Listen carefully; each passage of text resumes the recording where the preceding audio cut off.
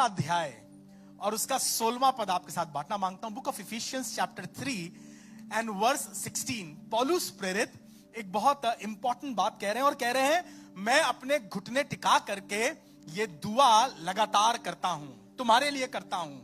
और कहने लगे, इफिसियों 3 अध्याय उसका 16वां पद यूं लिखा हुआ है कि वो अपनी महिमा के धन के मैं ये प्रार्थना करता हूं अपने घुटने टिकाकर कि परमेश्वर अपनी महिमा के धन के अनुसार तुम्हें ये दान दे। तुम्हें ये दान दे। प्रार्थना कर रहा है कि परमेश्वर अपनी महिमा के अनुसार तुम्हें ये दान दे। जब कभी आपके लिए कोई गिफ्ट लेकर आता तो आप क्या कहते हैं? देना है दे दो, नहीं देना है कोई बात नहीं, हम क्या मरे जा रहे हैं तुम्हारे लिए?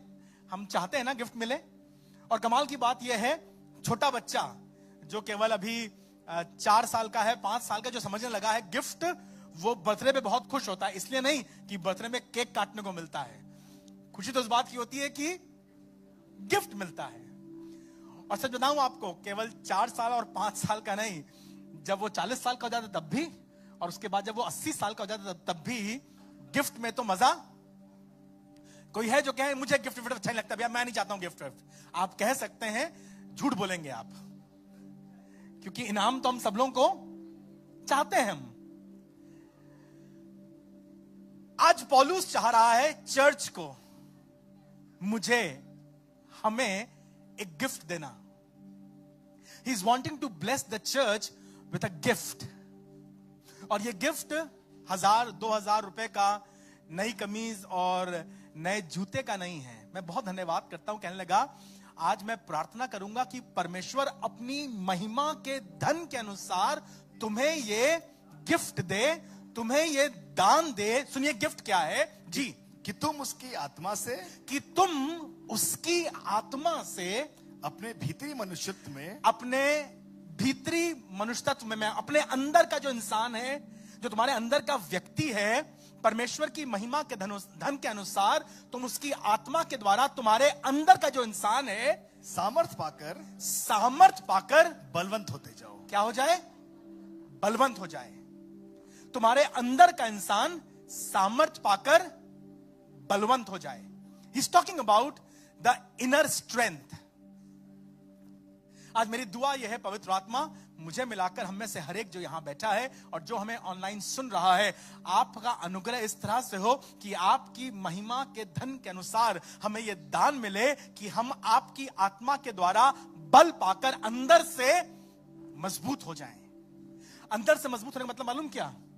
अंदर से मजबूत होने का मतलब यह कि फिर हमें डर ना लगे, फिर हमें चिंता ना हो, फिर हम हाय क्या होगा, हाय क्या होगा, ऐसे। देखो, शरीर को मजबूत करने के लिए, to strengthen your outward being, सुबह आप 4 बजे उठिए और निहार मुंह चना खाइए, वो भी जो पानी में भिगा हो। आपको मालूम है उसके अंकुरित चने बहुत अच्छे होते हैं। और फिर सुबह दौड़ने जाइए, फिर लौट कर आइए और पीजिए 1 लीटर दूध, और उसके बाद फिर अच्छा नाश्ता कीजिए और फिर ये खाइए, आराम से सोइए।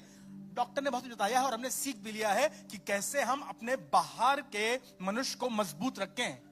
सुबह उठा करो, जॉगिंग करने जाया करो, जॉगिंग करने से बड़ा फायदा होता है। खूब साइकिल चलाया करो। देखो बेटा, तुम नाश्ता नहीं करते हो, नाश्ता अच्छी बात नहीं है। अब तो जो नाश्ता नहीं करते हैं, जो जॉगिंग नहीं करते हैं, जो वॉकिंग नहीं करते हैं, डॉक्टरों ने दवाएं दे दी हैं, ये वाली पिल खाओ, विटामिन ये खाओ, ये वाला वो खाओ, ताकि तुम बाहर से कैल्शियम खाओ, ताकि तुम्हारा जिस्म मजबूत हो सके। हमने बहुत कुछ सीखा, बहुत कुछ अनुभव किया और बहुत कुछ एक्सपेरिमेंट कर भी रहे हैं ताकि बाहर से मजबूत हो जाएं। और कई बार बच्चे परेशान रहते हैं, हम क्या बताएं हमारे पापा से, जो आदमी जो कह देता वो खाने को तैयार होते हैं। किसी ने कह दिया जामुन की पत्ती खाओ, तो ये बकरी बने जामुन की पत्ती खा रहे हैं। किसी ने कह दिया नीम खाओ, निपकोली, जो हरी वाली होती है, तो बेचारे वही खा रहे हैं। क्यों? क्योंकि हम चाहते हैं बाहर से मजबूत रहना। बहुत लोग सिखाते हैं, आप टीवी खोलिए, आप मोबाइल खोलिए और बाहर से मजबूत के बारे में बात करते रहते हैं। पर आज मैं बात कर रहा हूं अंदर से मजबूत। क्योंकि कई बार हम बाहर से बहुत मजबूत होते हैं, हमारे डोले भी 22 इंच के हैं, शॉन की तरह, जेसन की तरह हम सुबह उठकर जिम भी जाते हैं, सब काम करते हैं, लेकिन अंदर से कभी कभी बहुत खोखले होते हैं। कोई हमारे साथ नहीं है, कोई हमें प्यार नहीं करता है, हम अकेले कैसे करेंगे, हमसे हो नहीं पाएगा। हम सामने खड़े होते हैं तो हम डरने लगते हैं, हम कांपने लगते हैं। मालूम क्यों? क्योंकि हम अंदर से कमजोर हैं। और पौलुस समझता था।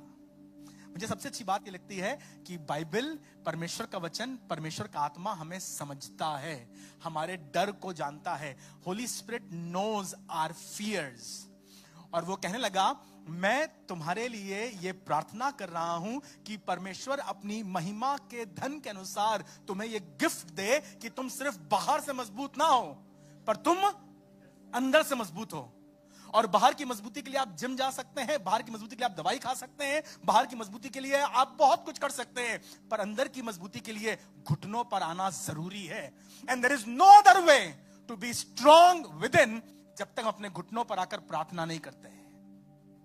मेरी प्रार्थना है प्रभु अनुग्रह करे और हम में से हर एक जो आज यहां बैठा है और कभी कभी अपने अंदर बहुत ऐसा लगता है कि पता नहीं क्या हो रहा है, हम अकेले हैं, मन करता है जहर खा ले, मन करता है सब कुछ छोड़ के भाग जाएं। खुदा करे तुम अपने अंदर से मजबूत हो सको। कल मैं बात कर रहा था एक लड़की से जिसकी तनख्वाह इस समय कम से कम 45 या 48 हजार रुपया है। फोन करके सिर्फ बिलक बिलक के रो रही थी, भैया मुझे नहीं मालूम क्या हो रहा है, अपना शहर छोड़कर दूसरे शहर में नौकरी कर रही है, भैया कोई दिक्कत नहीं है, मैं बीमार नहीं हूं, लेकिन पता नहीं कि मुझे अच्छा नहीं लग रहा है, मेरा मन कर रहा है मैं सब कुछ छोड़ के भाग जाऊं, मैं मर जाऊं, मैं जहर खा लूं। मालूम होता क्या है, बहुत सी बार हम अपने अंदर से कमजोर हो जाते हैं। पैसा हमारी जेब में है, बैंक बैलेंस देखो ढेर सारा पैसा है, सेहत देखो पोस्टर में लगाने वाली तस्वीर है इनकी, लेकिन उसके बाद भी ये अंदर से कई बार खोखला हो जाता है। और आज पौलुस कह रहा है, मैं पवित्र आत्मा से ये निवेदन कर रहा हूं that God may give you a gift of the inner strength,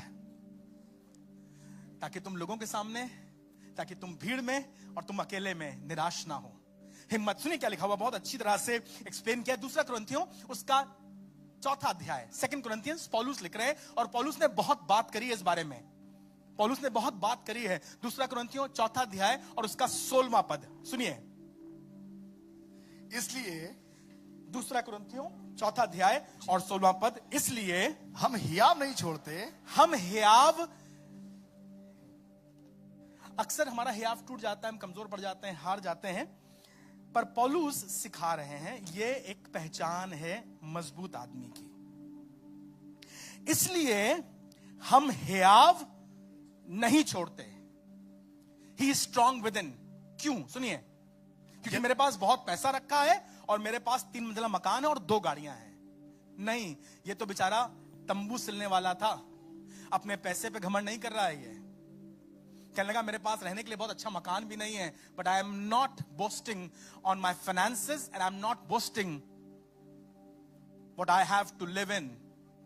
मेरा घर, मेरा मकान, मेरी दौलत मेरे भरोसे का, मेरे हियाव का सबब नहीं है। इसलिए हम हियाव नहीं छोड़ते, यद्यपि हमारा बाहरी मनुष्यत्व, फिर कहने लगा यद्यपि हमारा बाहरी मनुष्यत्व नाश भी होता जाता जो है। दिखाई पड़ रहा है ना, बाहरी मनुष्यत्व मतलब माय आउटवर्ड अपीयरेंस। आप मुझे देख रहे हैं, आपने मेरा घर देखा है, आपने मेरी गाड़ी देखी है, आपने मेरी सेहत देखी है, पर मालूम है क्या होता है, ये सब चीजें धीमे धीमे धीमे धीमे पुरानी हो जाती हैं। जैसे कपड़ा पुराना हो जाता है, जैसे कोई और चीज उठाइएगा नहीं, मत कॉल उठाइएगा नहीं, इसकी भी आ रही है। जैसे कपड़ा पुराना हो जाता है, जैसे चीजें पुरानी हो जाती हैं, गाड़ी पुरानी हो जाती है, बिल्कुल वैसे ही हमारा भीतरी मनुष्यत्व पुराना हो जाता है। Our outward appearance goes dim and dull. सुनिए, हमारा बाहरी मनुष्यत्व नाश भी होता जाता है, नाश भी होता जाता है, तो भी हमारा भीतरी मनुष्यत्व, तो भी हमारा अंदर वाला जो है ना, जो भीतरी मनुष्यत्व है, दिन प्रतिदिन नया होता जाता है। दिन प्रतिदिन, कोई कहे आमीन, मेरी प्रार्थना है प्रभु करे जैसे तुम्हारी उम्र बढ़ रही है और तुम्हें लग रहा है मेरा शरीर कमजोर हो रहा है, खुदा करे तुम्हारे अंदर का इंसान मजबूत होता जाए। जैसे तुम पढ़ाई लिखाई कर रहे हो, तुम्हारे सामने चुनौतियां आ रही है, तुम्हें लग रहा है पहले तो अच्छे थे यार, स्कूल जाओ बस, अब कुछ और दिक्कत ही नहीं है, अब तो हमारे पास चुनौती है, नौकरी करनी है, घर संभालना है, माँ बाप को भी हमें बैक करना है, हमारी भी शादियों की कैसे। खुदा करे जब तुम्हें लगे तुम बाहर से कमजोर हो रहे हो, चाहे बाहर से कितने कमजोर हो, कितने बीमार हो, कितने निर्बल हो, पर तुम्हारा जीवन घुटनों का हो और तुम अपने अंदर में मजबूत होते चले जाओ। मेरी प्रार्थना है अगर आज यहां कोई एक शख्स भी बैठा है जो अपने आप को अंदर से कमजोर पा रहा है, बाहर से तो दिखाई पड़ जाता है बड़े कमजोर हो गए, क्या बात है, वजन कम हो गया आपका, 20 किलो कम हो गया है, क्या बात है, आप बड़े दुखी लग रहे हैं, चेहरा उतरा हुआ लग रहा है, रंग काला लग रहा है, क्या हो गया है, क्योंकि बाहर से दिखाई पड़ जाता है, पर अफसोस की बात यह है अंदर से यह दिखाई नहीं पड़ता है।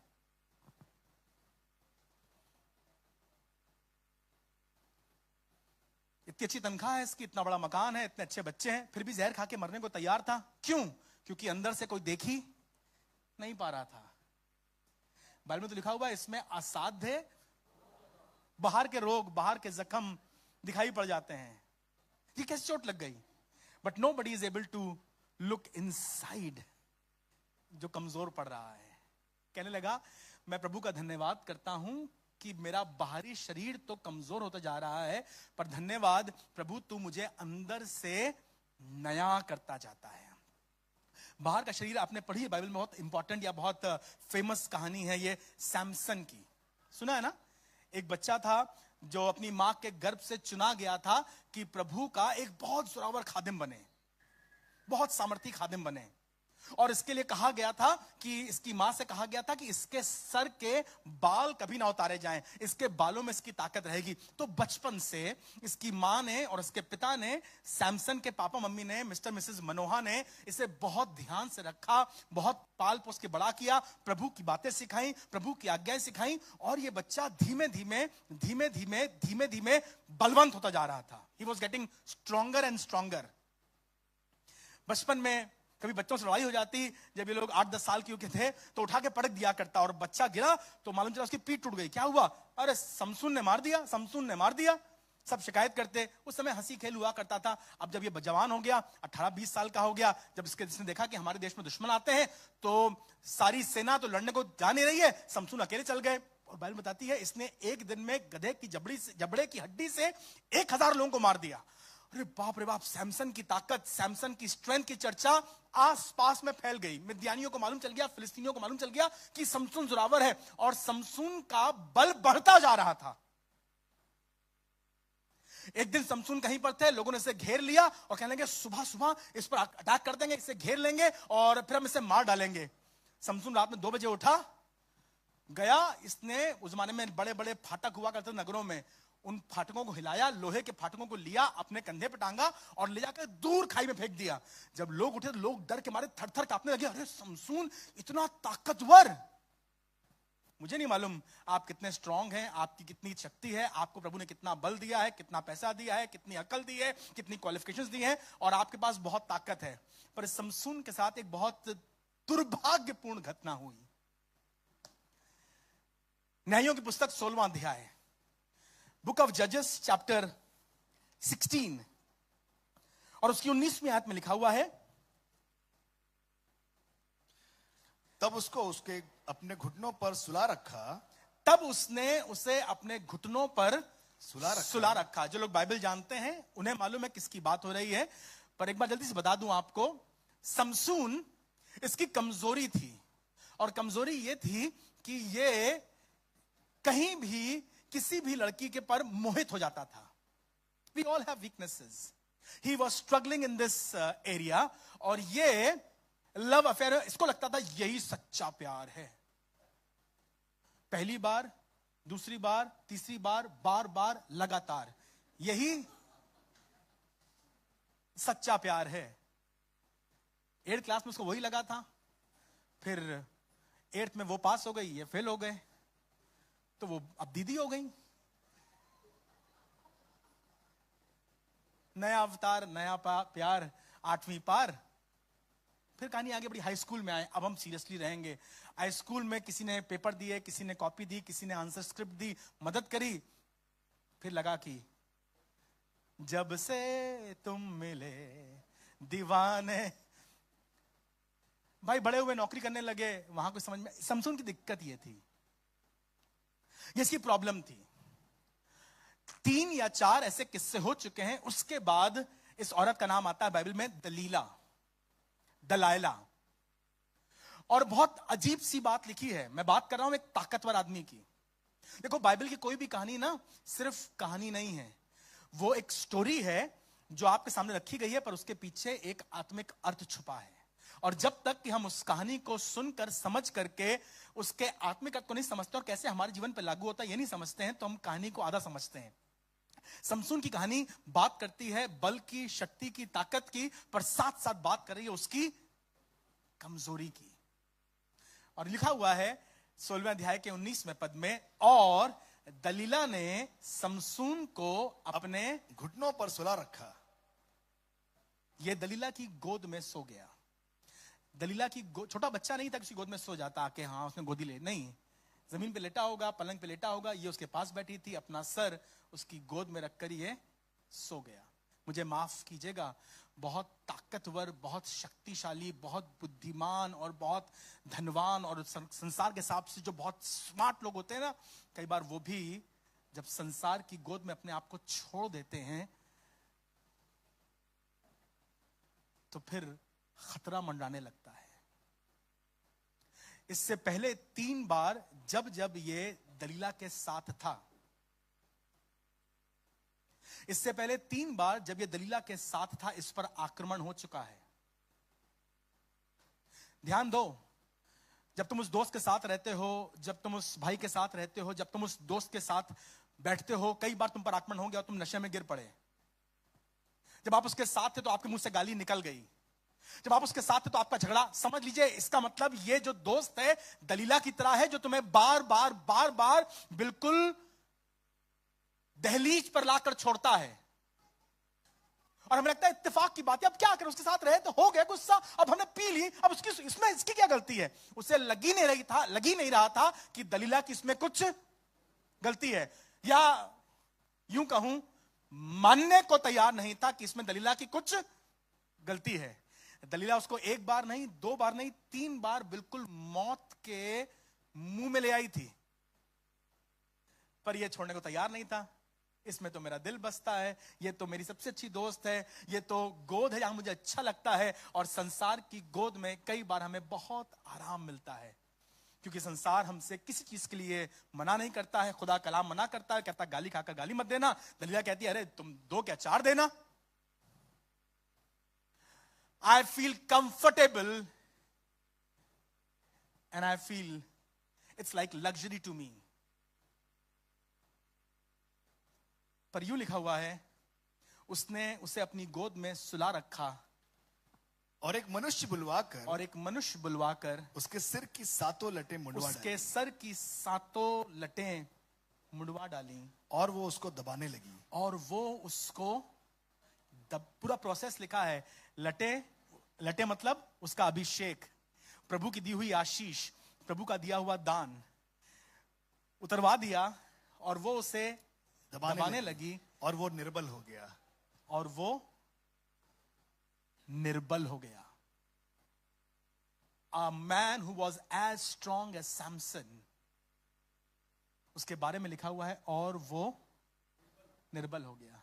सच बताऊं आपको, शरीर के भाव से आज निर्बल हुआ, पर आत्मा के भाव से ये बहुत पहले निर्बल हो गया था। गोद में तुम कभी बलवंत नहीं होगे, बलवंत तो होगे जब तुम अपने घुटनों पर आओगे। आज मेरी प्रार्थना है, खुदा बाप यदि कोई निर्बल हो भी गया है, परिस्थितियों ने, हालात ने, गंदी संगति ने, दोस्तों ने, हमारे खुद के गुनाह ने हमें कमजोर कर दिया, हम तेरे पास लौट कर आए हैं और आज चाहते हैं प्रभु हमें अंदर से मजबूत कर, ताकि जब वो ग्लास मेरे सामने बहाया जाए तो मैं अपना हाथ खींचूं और मैं कहूं मैं इसमें शामिल नहीं हूंगा। जब वो मेरे पास मोबाइल में कॉल आए, मैं मना कर दूं मैं तुमसे बात नहीं करूंगा, क्योंकि मैं कमजोर पड़ना नहीं चाहता हूं, मैं अपनी शादी बर्बाद नहीं करूंगी। प्रभु जब मेरे पास ऐसा मौका आए कि वो मुझसे कहे गंदी बात और चाहे कि मैं पलट के गाली बकूं, मैं अपने जुबान को बंद कर लूंगा, क्योंकि मैं अपने अंदर कमजोर नहीं होना चाहता हूं। रूहे पाक मेरी सहायता कीजिए, so that I may. पौलुस एक दिन अपनी कमजोरी बताने लगा. पौलुस रोमियो उसके 7वें अध्याय में अपनी कमजोरी बताने लगा, कहने लगा जो मैं करना चाहता हूं वो मुझसे होता नहीं, और जिस बुराई की मैं लालसा नहीं करता उसी में मैं फंस जाता हूं. कहने लगा मुझे लगता है मेरे अंदर एक फर्क तरह की व्यवस्था काम करती है. I am trying to subdue and I am trying to tame that wild who is in me. पर पता नहीं क्यों ये बार बार हावी होना मांगता है. पर मैंने सीख लिया है, मैं अपने अंदर के मनुष्य को घुटनों पर आकर मजबूत करूंगा. खत्म कर रहा हूं इस आखिरी आयत के साथ, और मेरी दुआ यह है कि आज कोई खुदा का कलाम अपने साथ लेकर जाए. मुझे मिलाकर हम में से हर एक जो आज खुदा के सामने बैठे हैं, बड़ा छोटा जवान बुजुर्ग स्त्री पुरुष, खुदा करे तुम अपने अंदर अपने बातिन में the inner man can be strengthened. Whosoever you are a pastor watching from anywhere in this world, or you are just a person जिसने आज अपने आप ही ऑन कर लिया और सामने आ गए हो, खुदा करे तुम अपने अंदर मजबूती हासिल कर सको. यशाया उसका 40वां अध्याय, बहुत अच्छा पद, और यशाया बता रहा था, यशाया बयान कर रहा था. 40वां अध्याय उसका 29वां पद. इस संसार के हालात, इस संसार 21st सेंचुरी की बात कर रहा है यशाया. हजार साल पहले, लोग कहते हैं लगभग 2700 साल पहले वो बात कर रहा था आज के जमाने की 21st सेंचुरी की. सुनिए क्या लिखा हुआ है यशाया उसका 40वां अध्याय और उसकी 29th वर्स. वो थके हुओं को बल देता है. बात कर रहा था अपने खुदा की और कहने लगा मेरा खुदा जिसकी मैं इबादत करता हूं वो थके हुए को बल, जो थक गया है जिंदगी से, हालात से, परिस्थितियों से. मैं उसकी बात नहीं कर रहा हूं कि आप ऑफिस से आ रहे बड़े थक गए पैर दबा दो. मैं उनकी बात कर रहा हूं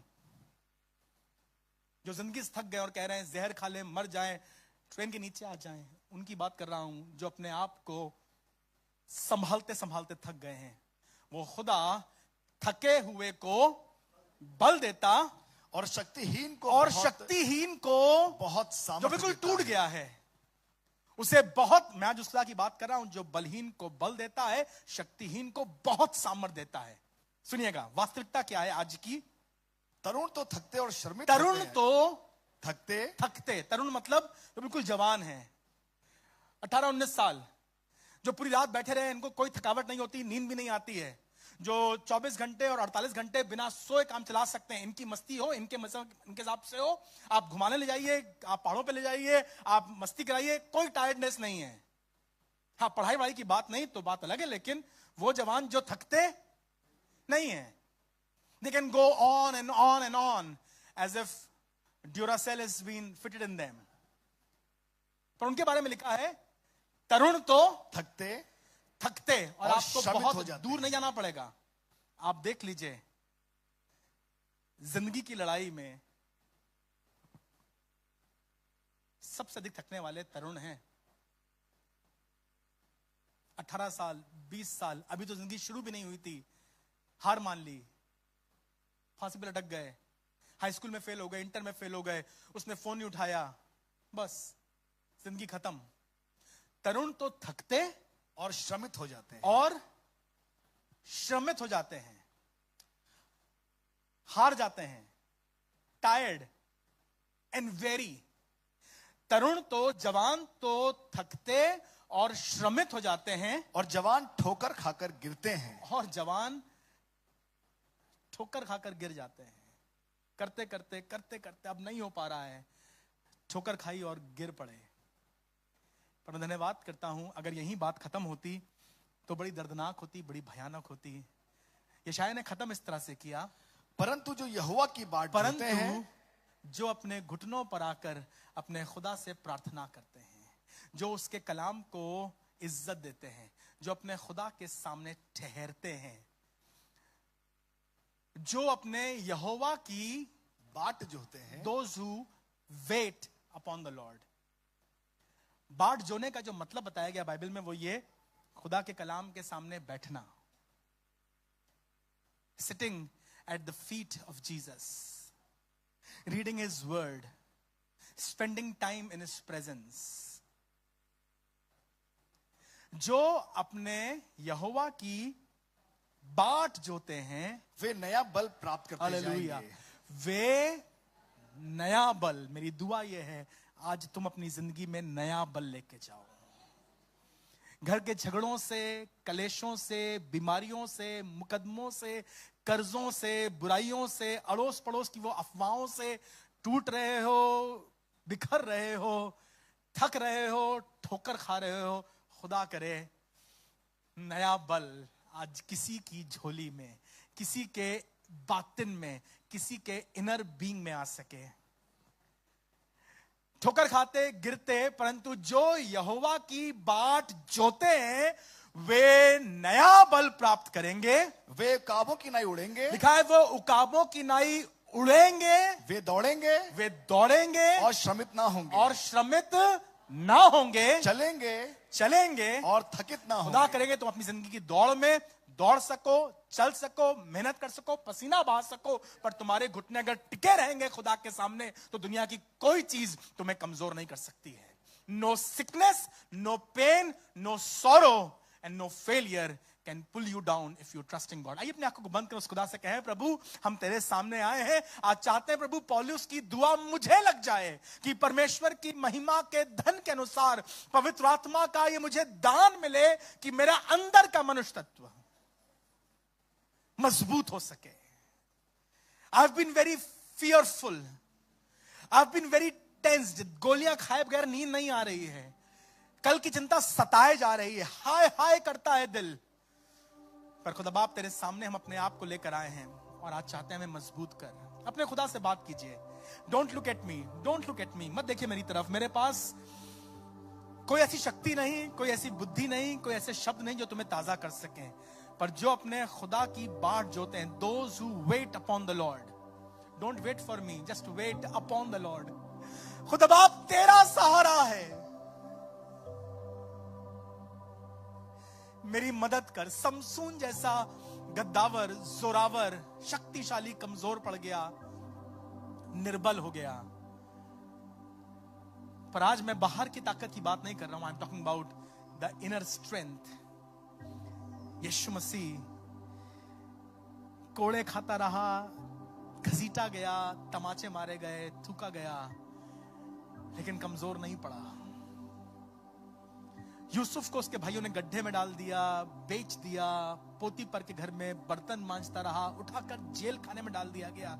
पर खुदा कलाम कहता है और उसका धनुष मजबूत रहा और उसकी कमान स्थिर रही और खुदावंद ने उसके हाथों को बलवंत किया। ओ खुदा आज हमें मजबूत बना, बलवंत कर।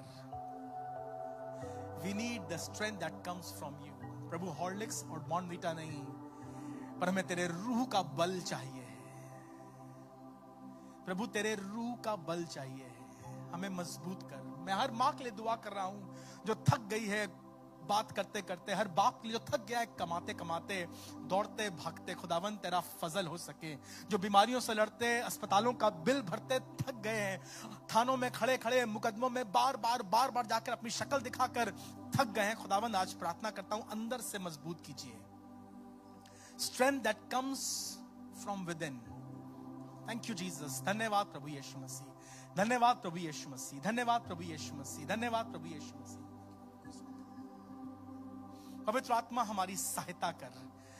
आज अपने हाथों को फैला के कहो, प्रभु मुझे ये दान दे। God give me this gift of strength within. प्रभु मुझे बलवंत कीजिए। मैं तेरे सामने अपने घुटने टिका रहा हूं। मन करे घुटने टिकाने, घुटने टिका लो। अपनी कुर्सी की तरफ मुड़ जाओ, अपनी बेंच की तरफ मुड़ जाओ, अपने घुटने टिकाकर अपना हाथ रख लो। जैसे चाहो वैसे करो। किसी ने कहा है जो अपनी लड़ाइयों को अपने घुटनों पर लड़ते हैं वो कभी नहीं हारते। खुदा करे तुम खुदा के सामने नया बल प्राप्त कर सको। Thank you Jesus. इन चुनौतियों में, इन चैलेंजेस में वो खुदा तुम्हारा बल हो। Thank you Lord.